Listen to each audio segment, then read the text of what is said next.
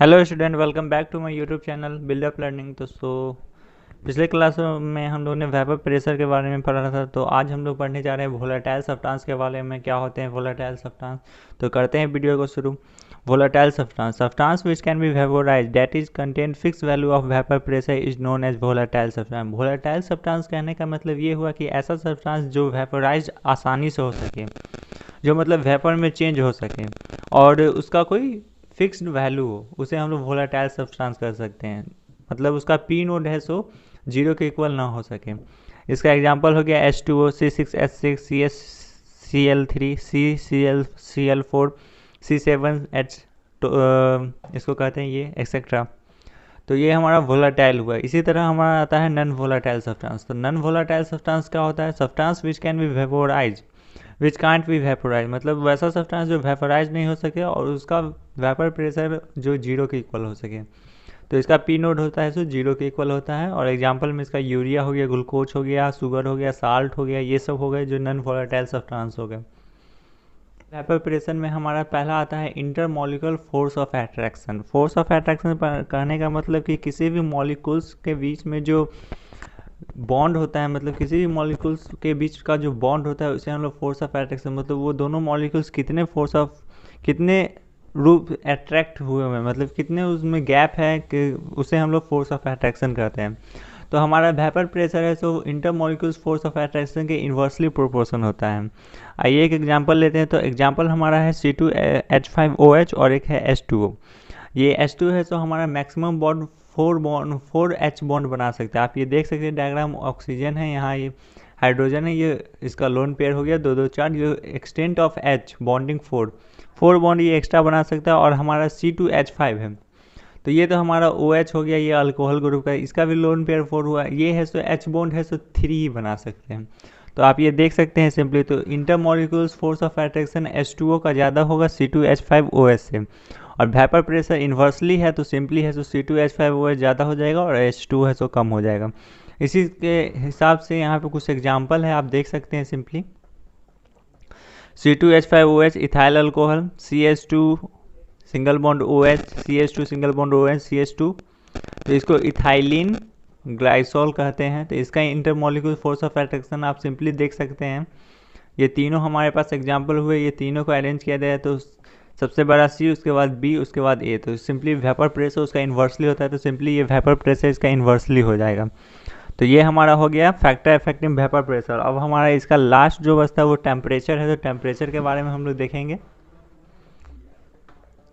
तो टेम्परेचर हमारा होता है if temperature of liquid sample is increase, kinetic energy of molecules increase है, intermolecular force of attraction decrease, hence vapour pressure increase.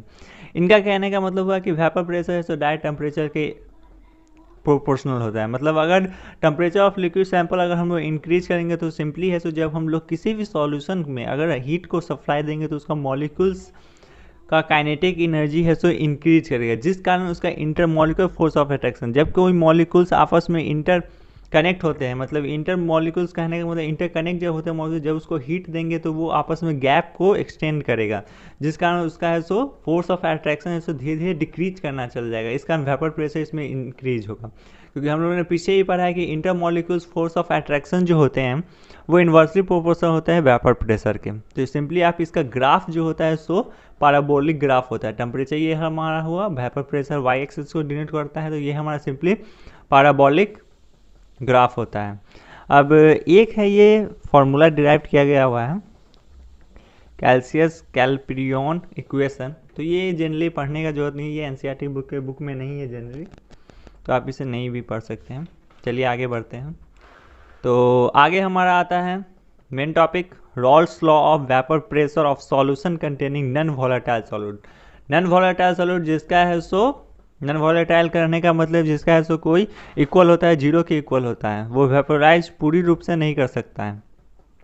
तो मैं मान लिया केस में 2 बीकर है जिसमें एक में है प्योर लिक्विड A, मतलब ये जो सॉल्यूशन है सो किसी एक सॉल्यूट सॉल्वेंट से, एक सॉल्यूट सॉल्वेंट का बना हुआ है, ये A मॉलिक्यूल्स का, और ये है सो मिक्सअप है A और प्लस B का।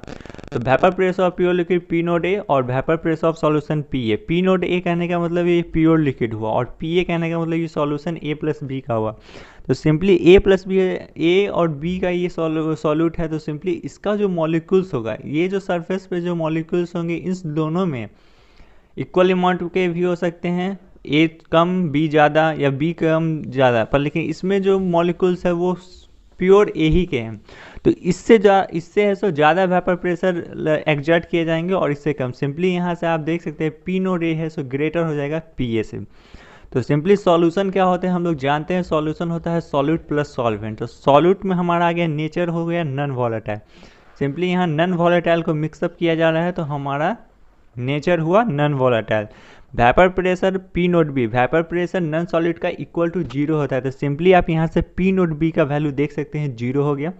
पी नोट बी कहने का मतलब ये जो बी है उसका, यहाँ मोल्स हम सिंपली नंबर्स ऑफ मोल्स निकाल सकते हैं, वेट ऑफ बी का सॉल्यूट का जो है, उसके बाद उसका मॉलिक्यूलर मास डाल के मोल फ्रैक्शन सिंपली आप एक्स बी का कैलकुलेट कर सकते हैं। मतलब बी जो सॉल्यूट उसमें मिक्सअप हुआ है प्योर लिक्विड ए में, और वोलाटाइल सॉल्वेंट जो है सो हमारा वोलाटाइल पी नोड ए है, ए का है। तो सिंपली आप इससे इसका भी मोल निकाल सकते हैं, जैसे इसका वैसे इसका भी निकाल सकते हैं। अब ऊपर ये दोनों बीकर्स को देखने के बाद इसका जो ऑब्जर्वेशन मतलब इससे जो हम लोग स्टेटमेंट जो लिख सकते हैं, सो मैं यहाँ पे बताता हूँ। Due to addition of non volatile solute, non volatile solute हम लोग ने उसमें ऐड किया है किसी भी pure liquid of vapour pressure of solution, किसी भी सॉल्यूशन के pure liquid of vapour pressure में हम लोग ने जब नॉन वोलेटाइल सॉल्यूट को डाला है तो वो डिक्रीज किया है। Because at the surface of solution, मतलब सॉल्यूशन का जो सरफेस है both solute and solvent particles are present, क्योंकि उस वहाँ तो दोनों होंगे, सॉल्यूट और सॉल्वेंट दोनों प्रेजेंट होंगे, in which solute particle does not contribute in the formation of vapour. जिस कारण है सो सॉल्यूट जो पार्टिकल्स है वो है सो वेपर प्रेशर के वेपर के फॉर्मेशन में कंट्रीब्यूट मतलब शामिल नहीं होंगे, क्योंकि आप यहाँ सिंपली देख सकते हैं कि जो सॉल्यूट है उसका वेपर प्रेशर 0 के इक्वल होता है, तो वो शामिल होकर के ही क्या करेगा। तो सिंपली आप यहाँ से समझ सकते हैं। तो अब हम लोग पढ़ेंगे रॉल्स लॉ क्या होते हैं। हम लोग ने रॉल्स लॉ अप्लाई करके देखा कि हाँ अब हम लोग सिंपली अब पढ़ेंगे रॉल्स लॉ क्या होते हैं। तो रॉल्स लॉ हमारे होते हैं according to Raoult's law of vapour pressure of any volatile component. इसमें सिंपली यहाँ पे पहले ही जिक्र कर दिया है वोलाटाइल कंपोनेंट। आप ये देख सकते हैं वोलाटाइल कंपोनेंट मतलब इसका कोई फिक्स्ड वैल्यू हो सकता है, मतलब ये 0 के इक्वल नहीं होंगे। In the solution is directly proportional to the mole fraction of that component present in the solution. इसका कहने का मतलब अकॉर्डिंग टू रॉल्स लॉ का एक नियम होता है कि उसका जो सॉल्यूशन का जो वोलेटाइल कंपोनेंट होता है वो सिंपली है so mole fraction of that component, मतलब उस सॉल्यूशन के मोल फ्रैक्शन के सीधा डायरेक्टली प्रोपोर्शनल होता है। सीधा बात आप ये समझिए। और इसको हम एक तरीका से और कह सकते हैं vapour pressure of any solution containing non volatile solute, और जो नॉन वोलेटाइल सॉल्यूट है is only because of solvent and it is directly proportional to mole fraction of solvent present in the solution. और इसमें simply आप पीछे अभी देखें कि हाँ सॉल्यूट है सो 0 के इक्वल होता है, तो सिंपली यहाँ पे सॉल्यूट के कारण नहीं, सॉल्वेंट बिकॉज ऑफ सॉल्वेंट के कारण ही ये डायरेक्टली प्रोपोर्शनल होता है mole fraction of solvent, solution के मोल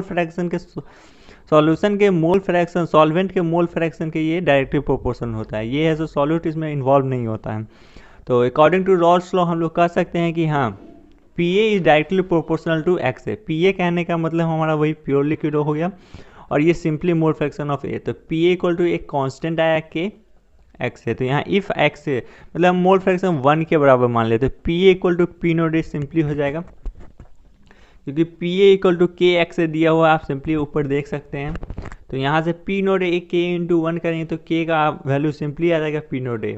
तो यहाँ से आप देख सकते हैं P A equal to P note A into X है, वेपर प्रेशर होगा। अगर हम लोग vapour pressure of solution A का निकालना चाहते हैं, मतलब ए सॉल्यूशन का निकालना चाहते हैं प्योर लिक्विड ऑफ ए का, तो सिंपली आप पी ए का लिख सकते हैं P note A into x ए। तो आइए अब हम लोग इसका ग्राफ देखते हैं। ये हमारा हो गया पी नोट ए, इसका मैक्सिमम कांस्टेंट जो होता है वो हमारा ये रहा। इसका जो होता है जो स्ट्रेट लाइन जाता है vapour pressure of solution P M, mole fraction 1 मान लिया मैंने, तो ये सिंपली हुआ था। अब हम लोग जानते हैं कि हाँ X A plus X B equal to 1 होता है, mole fraction of A plus mole fraction of B equal to 1, तो X A equal to 1 by X B 1 minus X B, तो P A equal to P note A 1 minus X B. Simply आप पीछे देख चुके हैं कि x को उससे मैंने डिनोट किया था, पी ए से इक्वल हुआ था। तो यहाँ से आप सीधे लोडिंग ऑफ सिंपली यहाँ से देख सकते हो कि P A equal to P nought A minus P nought A into, अगर पी ए का हम लोग निकाल सकते हैं तो सिंपली ऐसे करके, और यहाँ से P nought A minus P A equal to P nought A into X भी सिंपली आप इसको डिराइव करके मैंने ये formula lowering of vapour pressure. अब लोडिंग ऑफ वेपर प्रेशर क्या होते हैं इसके बारे में हम लोग जानेंगे। तो ये सिंपली होते हैं, it is defined as the difference of vapour pressure of pure liquid और वेपर प्रेशर ऑफ सॉल्यूशन। ये सिंपली डिफाइन किए जाते हैं। आपको सीधा रूप से कहा जाए तो लोडिंग ऑफ वेपर प्रेशर होते हैं vapour pressure of pure liquid, मतलब कोई भी प्योर लिक्विड किसी भी एक सब्सटेंस का जो सॉल्यूशन जो बना रहता है, और वो वेपर प्रेशर ऑफ सॉल्यूशन जो उसके सॉल्यूशन का वेपर प्रेशर होता है उसके डिफरेंस से होता है। यहाँ P nought A minus P ए आप देख सकते हैं सिंपली यहाँ पे, तो उसका डिफरेंस है जो इक्वल टू होता है P nought A into X B के इक्वल होता है, मतलब मोल फ्रैक्शन ऑफ बी और पी नोड ए मतलब प्योर लिक्विड ऑफ ए। और ये हमारा हो गया लोडिंग ऑफ वेपर प्रेशर। अब हम लोग पढ़ने जा रहे हैं relative loading of vapour pressure RLVP। तो RLVP हमारा होता है the ratio of lowering of vapour pressure. इसमें सिंपली जो ऊपर में हम लोग ने पढ़ा है, ये सिंपली वही होता है the ratio of lowering of vapour pressure to vapour pressure of pure liquid, to vapour pressure of pure liquid, मतलब ये लोडिंग ऑफ वेपर प्रेशर और vapour pressure of pure liquid का रेशियो होता है, और ये उसे हम लोग RLVP कर सकते हैं। अकॉर्डिंग टू रॉल्स लॉ के हिसाब से it is equal to mole fraction of non volatile solute, और ये हमारे नॉन वोलेटाइल सॉल्यूट के इक्वल होते हैं, मतलब ये हमारे जीरो के इक्वल होते हैं। जीरो नहीं कह सकते हैं, मतलब जीरो मान लेते हैं कि जीरो के इक्वल है, is equal to the mole fraction of non volatile solute. तो हमारा सिंपली यहाँ से RLVP यहाँ से हो गया हमारा P nought A minus P A by P nought A equal to X B, mole fraction of X B. आप ये समझ सकते हैं। RLVP नोट करके लिख लीजिएगा। RLVP हम लोग पिछले में पढ़े हैं P nought A minus P A nought A equal to N B by N A plus N B. ये हमारा मोल फ्रैक्शन ऑफ निकालने का फार्मूला हो गया, उसका क्या कहते हैं एक्स बी का मैंने मोल फ्रैक्शन निकालने का फार्मूला यहाँ पुट किया है, और उसके बाद इसको डिराइव करते हुए हम लोग देख सकते हैं पी नोड ए को P nought A minus P ए, मतलब सिंपली मैंने इसको ऊपर कर दिया, पी नोड ए को ऊपर कर दिया गया यहाँ, इसको नीचे सिंपली ये इसमें से फिर 1 माइनस किया गया दोनों तरफ इक्वल में। तो यहाँ पूरे माइनस न्यूमेरिकल के लिए, फॉर न्यूमेरिकल के लिए आपको डायरेक्ट एग्जैक्ट क्वेश्चन और फार्मूला पुट कीजिए और आंसर लाइए, उसके लिए ये सिंपली आप देख सकते हैं ये फार्मूला आप डायरेक्ट यूज कर सकते हैं, P nought A minus P A by P A equal to N B by N A. ये पूरा डिराइव्ड है, आप डिराइव देख लीजिए एक बार अच्छा तरह से, आपको समझ में आ जाएगा, उसको मैं समझाने वाली कोई बात नहीं है, सिंपली आपको ये यूज करना है फॉर न्यूमेरिकल के लिए। और अब इसका लेक्चर होगा अगले क्लास में, जिसमें मैं न्यूमेरिकल डिस्कस करूँगा इससे रिलेटेड। तो मिलते हैं फिर अगले क्लास में, तब तक के लिए बाय। अगर चैनल पर नया आए हो तो चैनल को सब्सक्राइब करना मत भूलना, लाइक जरूर करना। मिलते हैं फिर अगले वीडियो में।